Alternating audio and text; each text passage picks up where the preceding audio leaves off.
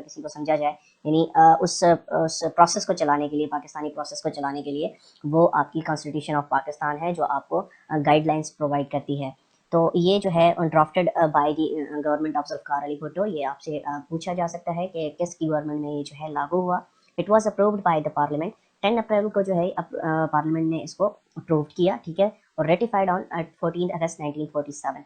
तो रेटिफाइड वो चीज़ होती है जहाँ जब से वो विद इफेक्ट हो जाए। लाइक 14 अगस्त 1973 से ये पाकिस्तान में ये कानून लागू हो गया था। Previously Pakistan had two constitutions which are 1956 constitution and 1962 constitution, ठीक है।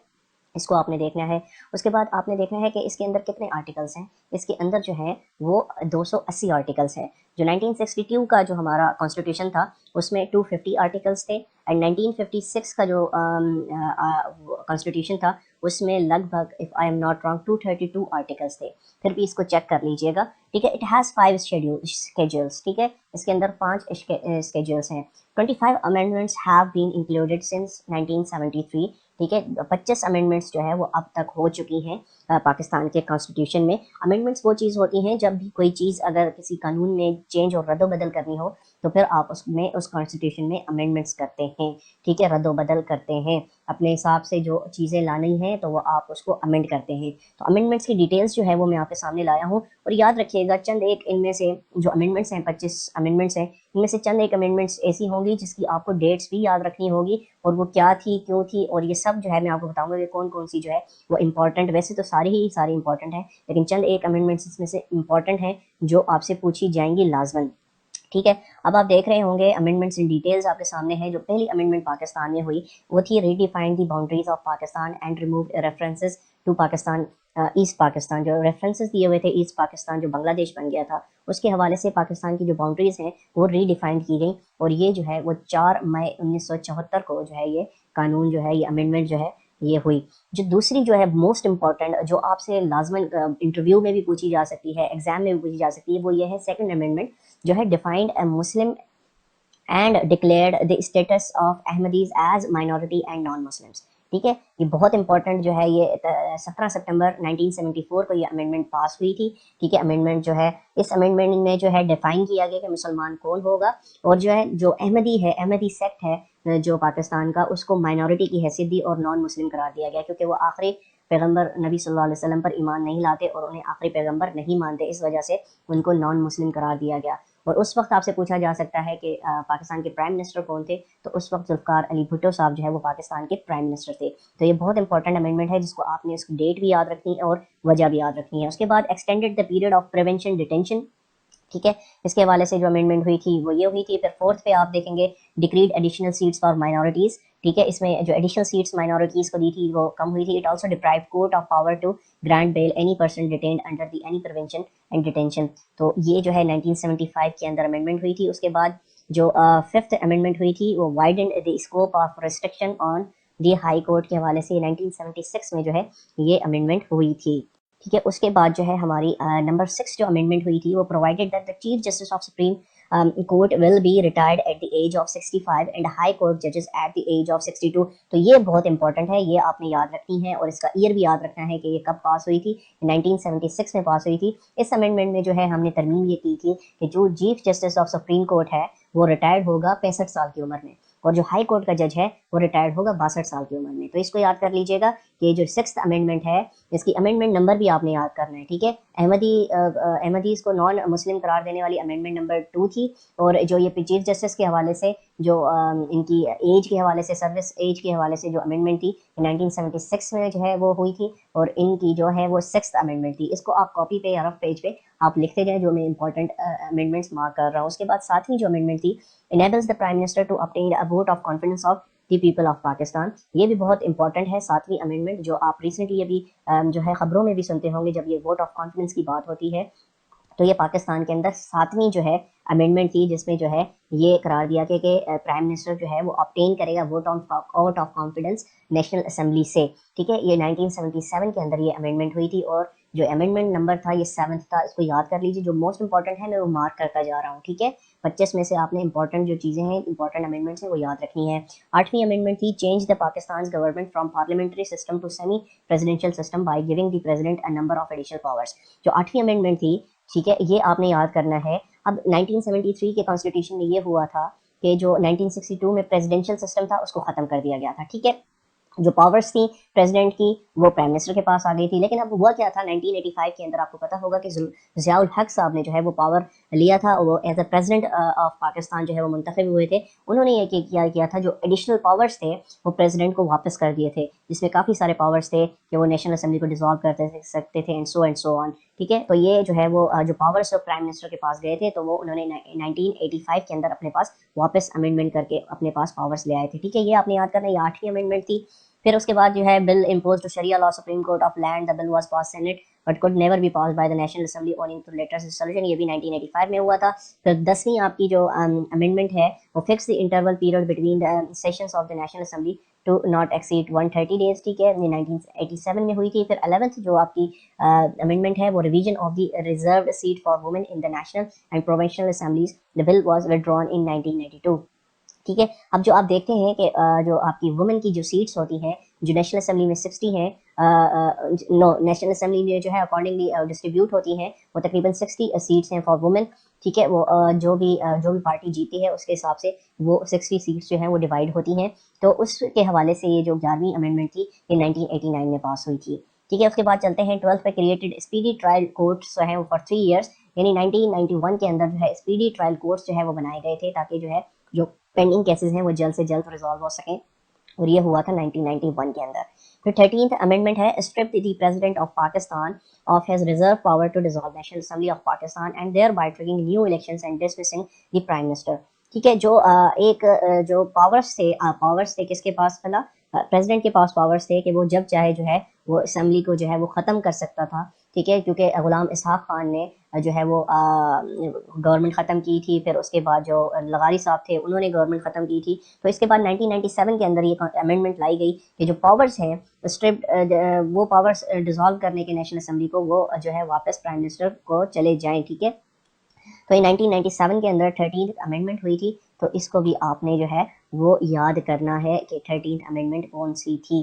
तो चलते हैं नेक्स्ट पे। 14th अमेंडमेंट जो है allowed members of the parliament to dismissed if they defect, ठीक है, 1997 में हुई थी। Bill to impose sharia law as supreme law of land was never passed, ठीक है, 1998 में हुआ था। Increase the term of appointment for quota system as per 1973 constitution from 20 to 40 years, ठीक है। ये बहुत इंपॉर्टेंट है, जो आप सर्विसेज के लिहाज से जो टर्म ऑफ अपॉइंटमेंट्स हैं उसके हवाले से जो है वो डिफाइन किया गया था 16वीं आईनी तरमीम में। ये 99 को जो है वो पास हुई थी। फिर उसके बाद आप आएंगे 17th amendment made changes dealing with the office of the president and the reversal of the effects of the 13th amendment के सन 2003 में जो है ये अमेंडमेंट पास हुई थी, ठीक है।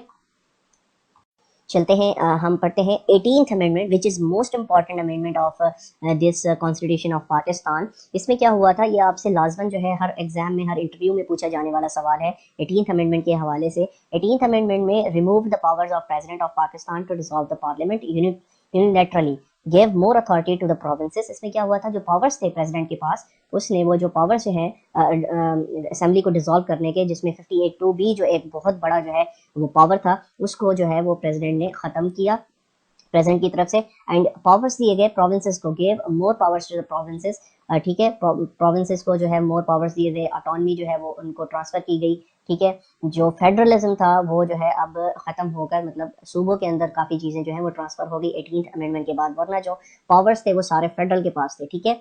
अब जो प्रोविंस है, जो जिसको हम NWFP से तक NWFP जानते थे 8 अप्रैल 2010 तक, उसको जो है खैबर पख्तूनख्वा का नाम दिया गया, ठीक है। बहुत इंपॉर्टेंट अमेंडमेंट थी, ठीक है, इसको आपने करना है याद, ठीक है, कि क्या क्या हुआ था।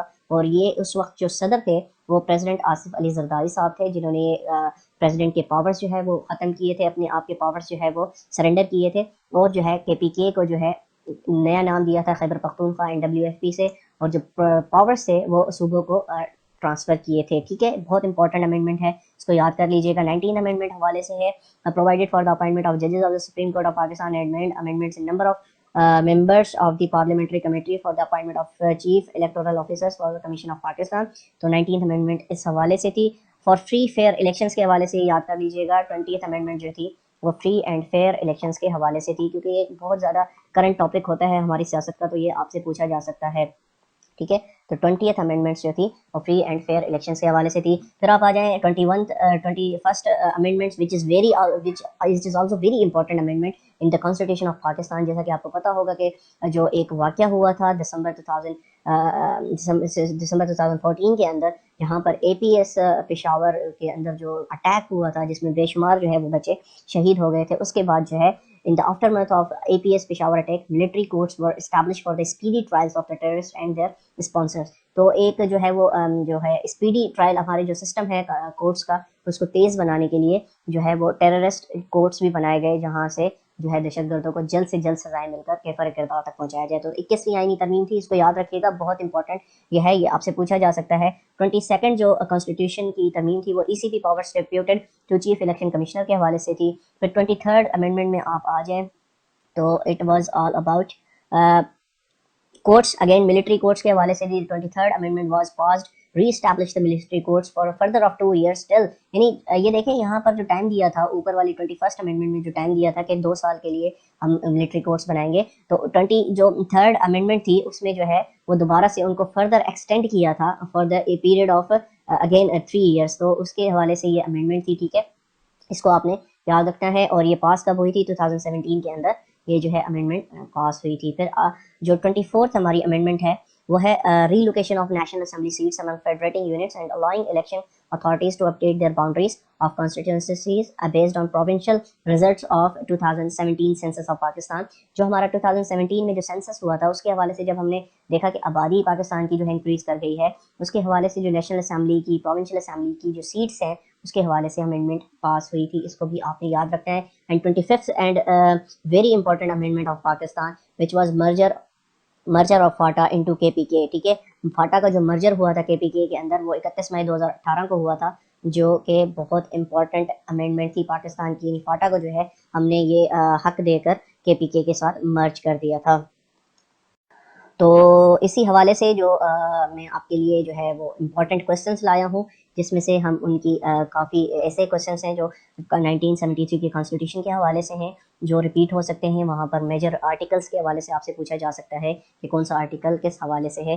तो नंबर 1 क्वेश्चन है, who become the acting president once the presidential seat gets vacant in Pakistan. तो चेयरमैन सेनेट जो है वो एज ए प्रेसिडेंट काम करता है जब भी जो है प्रेसिडेंट की सीट खाली होती है, या प्रेसिडेंट किसी फॉरेन दौरे पे जब जाता है तो आपका जो चेयरमैन सेनेट है वो जो है एज अ प्रेसिडेंट एक्ट करता है। क्वेश्चन नंबर 2 है, under the constitution of 1973 part 3 chapter 2 if a government dissolves election should be held with in 90 days। ठीक है, जब भी आपकी जो टेन्योर जो है आपकी हुकूमत खत्म हो जाए, डिसॉल्व हो जाए असेंबलियाँ, national assembly, provincial assemblies dissolve हो जाए, तो आपने 90 दिन के अंदर जो है वो इलेक्शन करवाना है। ठीक है, commission means the election commission of Pakistan constituted under 218 article.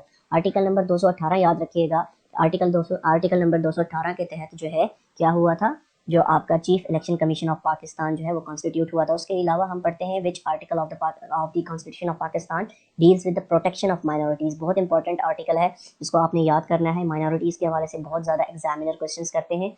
वो है आर्टिकल नंबर 36। आर्टिकल नंबर 36 जो है वो आपके माइनॉरिटीज़ के हवाले से है। ठीक है, नेक्स्ट क्वेश्चन है, विच article of the constitution of Pakistan 1973 deals with the high treason. High treason जो है वो गद्दारी के केसेस होते हैं। जैसा कि रिसेंटली आपने देखा होगा कि जो कोर्ट में ट्रायल्स चले थे अगेंस्ट मुशर्रफ, तो वो आर्टिकल नंबर 6 के हवाले से चले गए थे कि हाई ट्रीजन केस होता है और इसकी सज़ा जो होती है, आप जब आर्टिकल 6 को पढ़ेंगे तो वो सज़ा होती है फांसी।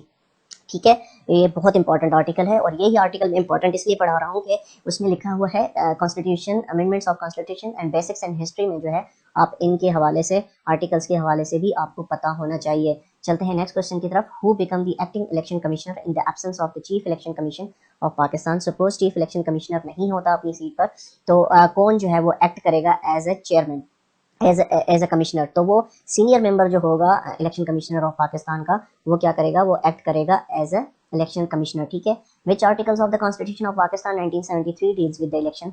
सीक्रेट बैलेट का जो है वो बहुत ज़्यादा जो है आपने न्यूज़ में भी जो है जब ये इलेक्शंस होते हैं सेनेट वगैरह के तो आपने सुना होगा ये आर्टिकल नंबर 226 है जो डिफाइन करता है सीक्रेट बैलेटिंग के हवाले से कि वो किस तरह से होगी। ठीक है, article 25A of constitution of 1973 deals with what right of education which is also very important article जो पूछा जा सकता है कि राइट ऑफ एजुकेशन के हवाले से कॉन्स्टिट्यूशन 1973 के अंदर आर्टिकल नंबर कौन सा है। Islam is declared as the state religion under which article of the constitution of Pakistan. इस्लाम जो होगा वो स्टेट रिलीजन होगा 1973 कॉन्स्टिट्यूशन के अंदर। आर्टिकल नंबर 2 जो है ये हमें प्रोवाइड करता है। नेक्स्ट क्वेश्चन को देखते हैं।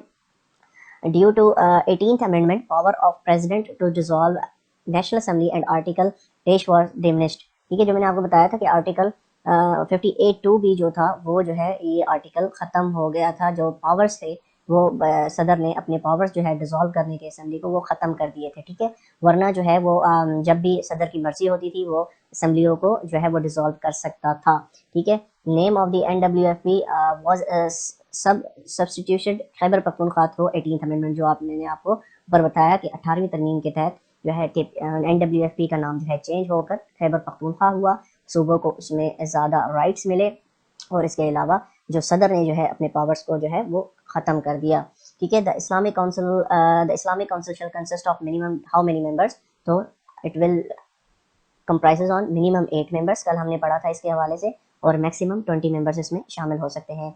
इफ अ जज is found guilty of misconduct his matter will be proceeded by. अगर एक जज जो है सुप्रीम कोर्ट का, हाई कोर्ट का, सपोज वो मिसकंडक्टेड यानी गिल्टी हो जाता है तो उसके बाद जो है वो कौन जो है उसका प्रोसीड करेगा केस, द मैटर कहाँ पे प्रोसीड होगा, ये सुप्रीम जुडिशियल काउंसिल जो होती है वो उस केस को प्रोसीड करेगा। Constitution of 1973 consist of how many articles. It is consist of 280 articles. ठीक है, any right which has been provided by the Constitution of 1973 is called fundamental right. कोई भी right अगर आपको 1973 Constitution देता है तो हम उसको क्या कहते हैं, उसको हम fundamental right बोलते हैं।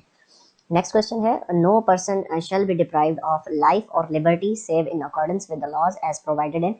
आर्टिकल 9 जो है वो क्या कहता है कि कोई भी शख्स को, किसी भी शख्स की ज़िंदगी और आज़ादी को नहीं छीना जा सकता।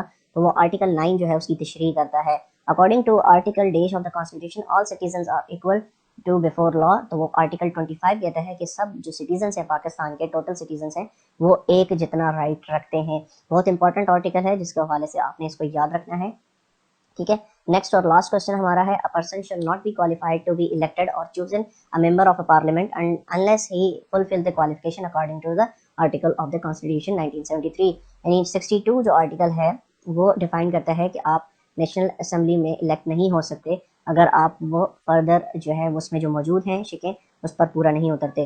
तो ये था आज का हमारा लेक्चर। उम्मीद करता हूँ ये 4th लेक्चर आज के हवाले से आपको पसंद आया होगा और आपको बहुत कुछ सीखने को मिला होगा। अगर आपने हमारा चैनल सब्सक्राइब नहीं किया इसको सब्सक्राइब कर दीजिए, इसको लाइक कर दीजिए, इसके बेल आइकन की घंटी को दबा दीजिए ताकि आपको बर वक्त जो है हमारे लेक्चर्स